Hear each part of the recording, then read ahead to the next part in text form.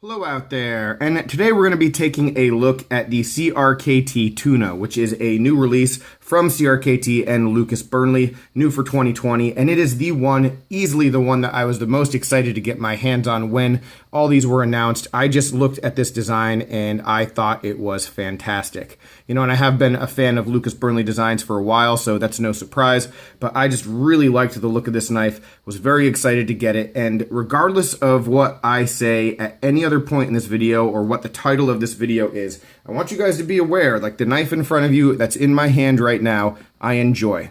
I like this knife. I think there's a lot of positive things about it, but my experience with it so far has been a little bit up and down, and I've had mixed feelings about not really necessarily the knife itself so much, but the way it was released and marketed and just missed opportunities from CRKT, especially when we go back and compare it to knives like the Pete that I reviewed recently and the Thero, knives that I think did things pretty well. You know, one of the 4 knives that I've gotten from CRKT for 2020 so far, the Pete was really like overachieving and beat expectations. The Thero, I'd say, met all my expectations. And although I did have very high expectations for this knife, I'm a little bit underwhelmed by it. Doesn't mean it isn't a good knife. Doesn't mean that this isn't a positive review. It just means that I was hoping and expecting for something really fantastic. And I feel like in a couple areas, CRKT has fallen a little bit short. So we're going to get to all that. We're going to have a little bit of like discussion at the end, talking about just like philosophy of how knives get released and what the ideas behind it are and some of the issues I've had with CRKT. But let's talk about the black and white details of the knife itself for a while. Let you get your own opinion just by taking a look at it. So here we have a blade that is about 3 1/4 inches of cutting edge. Overall length, we are looking at just about 7.5 inches. It's a good size, and it's a knife that's shaped for what I think is just a good kind of user knife. You know, we've taken a look at some size comparisons with some other models. Here is the Benchmade Super Freak, which is a larger knife. Let's take a look at the Paramilitary 2. Very similar cutting edge right there. A lot more handle though on the PM2, as we know. I've got a brand new OG mini Griptilian pre-production, first ever one. Pretty stoked about that. Not really the best size comparison, but wanted to get it on camera today. Let's show you the squid. So here's another Burnley design. You can see a little bit of correlation with that lanyard hole, which could also act as a, well, I don't know. I think it said screwdriver somewhere, but that'd be a pretty darn big screw. You know what knife I really wish I had? It's not bad right there. The knife I really wish I had was the Kershaw Knockout or a Spyderco Tenacious, because that's what I really think of when I think about this knife, like sort of fitting a user kind of beater EDC. It certainly looks a whole lot prettier than a Tenacious does. I mean, it has some looks to it, which is fantastic. But as far as the philosophy of how you're going to use the knife, I mean, this feels like a user. It looks like a user. Broad, should be a little bit more durable than, you know, some of the other stuff that CRKT is putting out, you know. Every knife has a different purpose, and I think the shape of this and the size of this will appeal to people who are going to want to use the knife a lot more thoroughly. Taking a look at the size, and I mean weight. It's early. 3.8 ounces, which is pretty impressive. I mean, it isn't a small knife. It is a stainless steel frame lock. One of the ways that we get down to that level of weight is when you look inside, we do not have any supporting liners on the G10 side. So we're just rocking with the G10. The knife feels structurally very sound though, so I don't have any issues with that. Let's get back to the blade and talk about our details here. We do have 8CR, 13 MOV, I believe. 13 or 14, I believe it's 13 though, and a hollow grind on this, and it is just pretty. It is a very pretty blade shape, even though this does have like a more kind of user kind of size to it with that broadness. The hollow grind, I think, sort of makes it a little bit more all-purposey. You know, I would expect like a flat grind to be something that you would use sort of heavier, but this, I don't know, sort of could be a little bit more versatile with that hollow grind, still being very slicey. A little bit of belly here. I'm impressed with it. Yeah, like I said, I mean, the look of the knife and just the overall lines are fantastic. As we move on back, let's take a look at the jimping, and this is a disappointment. And this is one of the first things that underwhelmed me about the knife, and you can probably see from here that it's just recessed below the scales. So it's almost useless. I mean, it's useful in that you can feel that it's there, so you know where your thumb is whenever you're just like working and not paying attention to where it is in your hand. You can feel for it, but traction-wise, it's not good. And it's something where maybe a little bit of extra step, maybe jimping the corresponding sides on the scales could have like added to that, or just, you know, changing the design and the shape of everything. You know, this could have been avoided, or jimping further down as well. So, you know, it's just something that I would have liked to have seen. Obviously, with budget knives, there is a give and take, and you can't have everything, but this is something I would have really appreciated. As we move on back, the biggest plus, and CRKT does a lot of it, and on camera, this might not show up very well, but they do a lot of this like black wash, you know, the acid etch stone wash kind of look, or that distressed look on knives. And this is arguably the best looking scale that I have seen from them in this style. It just looks so neat. And yeah, if I can get it focused, I mean, just the way that it's distressed on the edges, it looks super classy. Very impressed with the look of this. And again, I've seen this stuff 1,000 times, and I've almost never even remark on it anymore. So when it does impress me, when it does stand out, it definitely means something. Other things aesthetically, the colors, these like bronzish kind of accents, certainly do pop, and I appreciate them. You know, it does give the knife a little bit of color. Definitely not something that's just black and white or a gray or whatever, so that's definitely a good thing. The green is not my favorite shade, so I'll just come out and say that. Not really a huge fan of the green, but you want to know what? It's not black. Like I said, it's not gray, so it is something good. I would like to see more colors.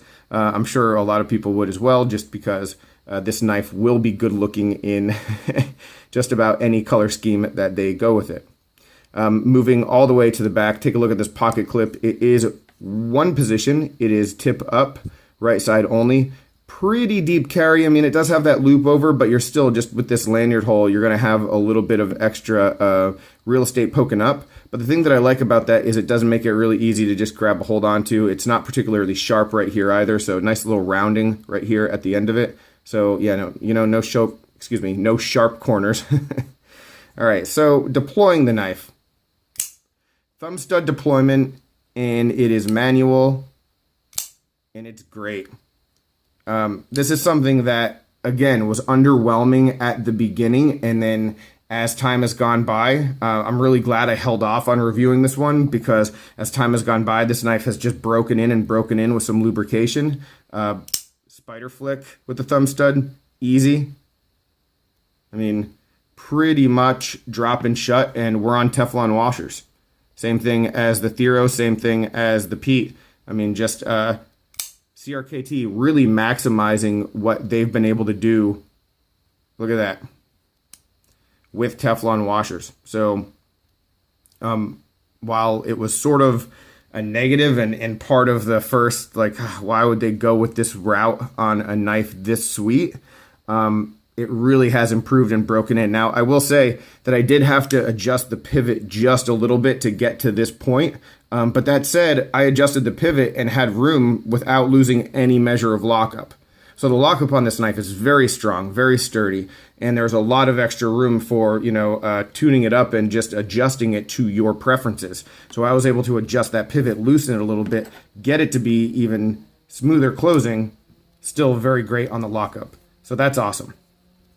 All right.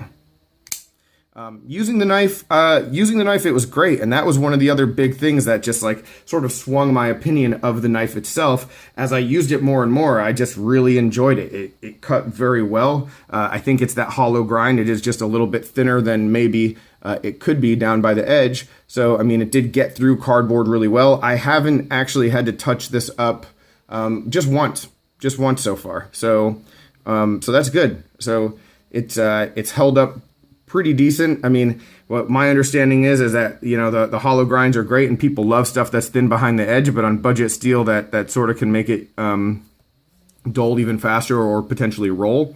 And yeah, haven't really seen any kind of performance issues with it at all. So what are the problems and why is this not a big like hit out of the park home run? Well, first things first, you know, I did talk about the jimping and I did talk about just like my initial reaction to having the Teflon washers and it not being, you know, the best action out of box. There is one little thing that actually for some people isn't a little thing. The disengagement of the lock bar or the frame is not the easiest. Honestly, if I ever just get bothered by it too much, I might just take a Dremel and take some of this space down just so I can get over, because the cutout is just not, it's just not particularly, you can see, it's just not particularly pronounced, and it's a little bit easy to slip off as you're trying to disengage it. There are just little things about the knife that I just wish we had gotten more. And I'm going to get into the next phase at the risk of sounding a little hypocritical, because I'm always the guy who says 8CR13 MOV is fine for me. 8CR13 MOV is a perfect steel for what I use. I don't need anything more than that. You know, that's what I say. I say it all the time. What I find though is when I get new knives, I don't always look at them as what's great for me. You know, a lot of my assessment of a knife is from the eyes of a reviewer and what people are going to want. You know, I know what I need in an EDC knife. I know that 90% of my days, this is going to be just fine, right? And even if I have a day where it's not the best knife, it's still going to get the job done, as long as I make sure that it's sharp going in. You know, I know that about me. What I think, though, sometimes is that when I get a knife, I think about it from what you guys might want and what I think the marketplace will want. And that's where those like CEO videos come into play. And that's why I do those, because I think about what people in the community as a whole and the things I hear, what they want. Obviously, I know that the community wants better steel. I don't know that it needs it, but I know that the community wants better steel. But when I was thinking about this knife when I first got it, I thought CRKT just dropped the ball here. They should have marketed this design because it's such a wonderful looking design. They should have marketed it to every single human being on the planet that might even be interested in getting it. You know, last year they came out with a couple knives that right off the bat had two different steels. The large Polar and the helical, you know, from Vox and from Canonian. They had multiple variations of those knives available. There were 3 different large Polars that came out right off the bat. That's what they should have done with this. You know, they should have come out in different colors. They should have come out in maybe different steels. They should have, you know, given us a number of things to choose from. They should have put so much behind this platform. And I have more videos coming about some of that frustration with CRKT. And guys, I mean, I love them. I love CRKT because when they nail it, they nail it. And when they get stuff right, it's fantastic. And this knife has been perfectly suitable for everything that I need an EDC to be. But it just feels like a missed opportunity by them to just crush a home run, because there could have been a lot more emphasis put on this thing right off the bat. Now, I know they released all their knives at the same time. I get that. So you can't just like go overbearing on just one of them. I completely understand. And I also understand that since it's a Burnley and since it is a CRKT, it will probably have about 45 different Blade HQ variations and limited editions and sprint runs, whatever you want to call it, over the next couple years. I get that too. But I just found myself, especially at first, until this thing really, until I really warmed up to it, I just found myself really thinking, is this it? That's it? And just wishing that it was more, just being underwhelmed. Again, this is a completely separate part of the conversation versus, is this a useful knife? Hopefully over the course of the video today, I have explained that it is a useful knife. I have talked about the things I really enjoy about it and how it is executed fairly well in most areas, right? Some really good things about it. But as a whole, when you're looking at it macro, you know, from the marketing sense, I sort of wish there was a little bit more to it and a little bit more to the release, because this design definitely deserves it. So that's it, guys. If I'm an idiot, let me know in the comments down below. If I nailed it, tell me about that too. I would always appreciate that. But tell me what you think about the knife. I mean, does it look like something that that you'd be interested in? Is it something that, like, from my perspective, does it make sense when I say it's like the Kershaw knockout of knives, in that, like, this is a knife that's meant to be used more than, say, the Leek is on the Kershaw line? Like, this seems to me to be a user, and so yeah, I just see it in a certain way where it could have had a little bit more put into it. So any other questions, comments, complaints, suggestions, guys, let me know down below. I really appreciate the feedback, your time, and thank you for watching. Take care. Have a good one.